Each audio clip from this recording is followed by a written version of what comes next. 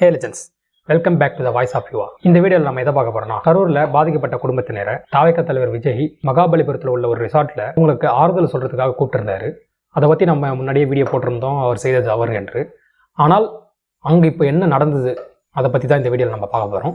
நம்ம சேனலில் சப்ஸ்கிரைப் பண்ணாமல் பார்த்துட்டு இருக்கோங்க, சப்ஸ்கிரைப் பண்ணிவிடுங்க. உங்களோட கருத்துக்களை கமெண்ட் செக்ஷனில் தெரிவிங்க. லைக்ஸ் அண்ட் ஷேர் பண்ணி சப்போர்ட் பண்ணுங்கள். கரூரில் கூட்ட நெரிசலால் இறந்து போன அந்த 41 குடும்பங்கள் பாதிக்கப்பட்டிருந்தது இல்லையா, அவங்கள தாவேகா தலைவர் விஜய் அவர்கள் நேற்றைய தினம் மகாபலிபுரத்தில் உள்ள ஒரு ரிசார்ட்டில் கூப்பிட்டுருந்தாரு. எதற்காகனா அவங்களிடம் ஆறுதல் கூறுவதற்காக கூப்பிட்டுருந்தாரு. இன்னைக்கு மதியம் ஒரு 11 மணி அளவில் விஜய் அவங்களை சந்தித்து ஒவ்வொரு குடும்பத்தினரும் அவர் தனித்தனியாக ஆறுதல் பேசியிருக்காரு. முக்கியமாக நம்ம அதில் பார்க்க வேண்டிய விஷயம் என்னன்னா, ஒரு குடும்பத்துக்கிட்டையும் கண்ணீர் மல்க அவர் மன்னிப்பு கேட்டிருக்காரு. இந்த ஒரு விஷயத்தை தான் நம்ம முன்னத்திலிருந்தே சொல்லிட்டு இருந்தோம். என்னன்னா, அவங்கள பார்க்க வந்த நபர் தான் இறந்து போயிட்டாங்க. ஸோ அந்த குடும்பத்துக்கு நீங்கள் மன்னிப்பு செலுத்தணும். ஏன்னா உங்களை பார்க்க இறந்து போனதால் நீங்கள் தான் மன்னிப்பு செலுத்தணும். இது வரைக்கும் மன்னிப்பு செலுத்தாமல் இருந்தார். இன்றைய தினம் வர 30 நாள் கடந்து விட்டது. இப்போ தான் அவர் முதல் முறையாக பாதிக்கப்பட்ட குடும்பத்திடம் மன்னிப்பு கேட்டிருக்காரு. காலில் விழுந்து கண்ணீர் மல்க மன்னிப்பு கேட்டதாக கூறப்படுகிறது. ஆனால் அவர் ஒவ்வொரு குடும்பத்தினரும் மன்னிப்பு கேட்டார்ன்றது 100% உறுதி. அவர் மன்னிப்பு கேட்குறப்ப என்ன சொல்லியிருக்காருன்னா, நடந்த உயிர் இழப்புக்கு என்னால் ஈடு கொடுக்க முடியாது, என்ன மன்னிச்சிடுங்க, ஸோ என்னால் தான் நடந்தது அப்படின்னு சொல்லிட்டு அவர் உண்மையை ஒத்துக்கொண்டிருக்காரு. இதுலேருந்து என்ன தெரியுதுன்னா, இப்போ தான் அவர் ரியலைஸ் பண்ணியிருக்காரு. அவரை பார்க்க தான் அந்த நபர்கள் இறந்து போயிட்டாங்க.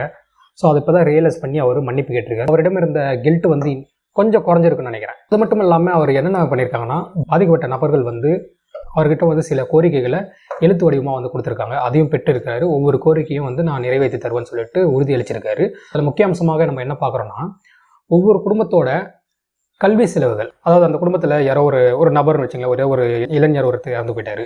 அவர் தன் தங்கையோ தம்பியோ படிக்க வைக்கிறதுக்காக ட்ரை பண்ணியிருப்பார் இல்லையா. ஸோ அந்த மாதிரி அவங்க தங்கையோ தம்பிகளோ யாரோ படிக்கிற பசங்க இருந்தாங்கன்னா, அவங்களோட படிப்பு செலவு எல்லாமே முழுக்க தாவேகா, அதாவது விஜய் அவர்கள் ஏற்றுக்கொள்வதாகவும் அறிவிச்சிருக்காரு.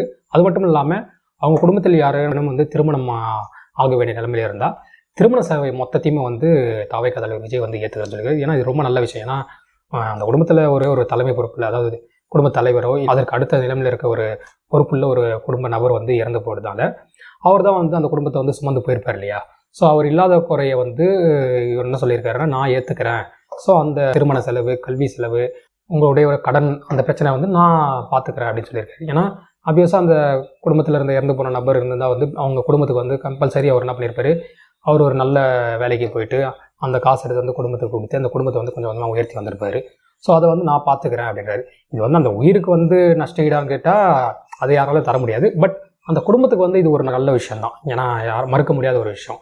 ஏன்னா என்னதான் நம்ம அந்த குடும்பம் பணத்துக்காக விஜய் சிஎம் ஆகணும் அப்படி இப்படின்னு நம்ம பேட்டி கொடுத்துருந்தாங்க, அதை விமர்சித்து கூட வீடியோ போட்டிருந்தோம். அதெல்லாம் விமர்சனம்.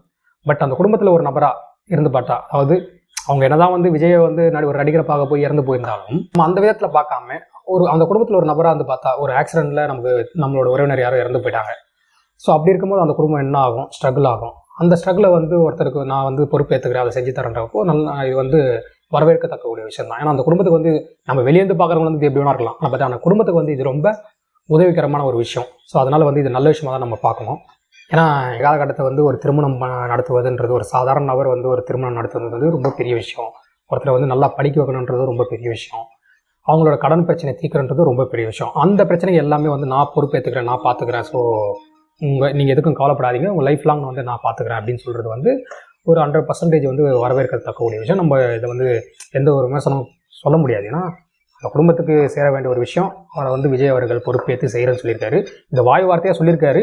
இதை அவர் ஃபாலோ பண்ணி இந்த செயலை வாய் வார்த்தையாக சொன்ன சொற்களை அவர் நிறைவேற்றிட்டாருன்னா உண்மையை இது வரவேற்கத்தக்கூடிய விஷயம்தான். மட்டும் இல்லாமல் கரூரில் உங்களை பார்க்க முடியாமல் போச்சு, சென்னைக்கு கூட்டிகிட்டு வந்ததுக்கு நான் அவங்க கூட மன்னிப்பு கேட்டுக்கிறேன் அப்படின்ற ஒரு தகவலையும் அப்படின்ற ஒரு மன்னிப்பையும் பாதிக்கப்பட்ட நபர்கிட்ட அவர் கேட்டிருக்காரு. ஸோ இதுவும் ஒரு விதத்தில் அவரோட கில்ட்டை குறைக்க நினைக்கிறேன். ஏன்னா நேரடியாக போய் பார்த்துருக்கலாம், அது என்ன விஷயம் தெரியல. பட்டு இவர் அவங்கக்கிட்ட மன்னிப்பு கேட்டதும் அந்த குடும்பம் மன்னிச்சிட்டாங்கன்னா, 2 பேர் அந்த குடும்பத்துக்கும் அவருக்கும் உள்ள ஒரு அவங்க மன்னிச்சிட்டாங்கன்னா நம்ம எதுவும் சொல்கிறதுக்கு இல்லை, அவங்களே மன்னிக்கிறப்போ நம்ம எதுவும் பேசுறதுக்கு இல்லை. இருந்தாலும் ஒரு மனிதாபிமான அடிப்படையில் இவர் அங்கே போய் பார்த்துருக்கணும், ஆறுதல் சொல்லிடணும்.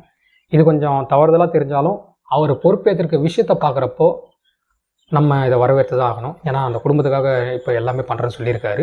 இதை நம்ம உண்மையாக வரவேற்கத்தக்கணும். இதில் விமர்சனம் செய்கிறதுக்கு எதுவுமே இல்லைங்க. ஸோ அவர் சொன்ன வார்த்தைகளை மிக விரைவில் வந்து அவர் அந்த குடும்பத்துக்கு செய்வாருன்னு நான் எதிர்பார்க்குறேன். செஞ்சாருன்னா நம்ம பாராட்டக்கூடிய விஷயம்தான். இதோட இந்த வீடியோவை முடிச்சுப்போம்.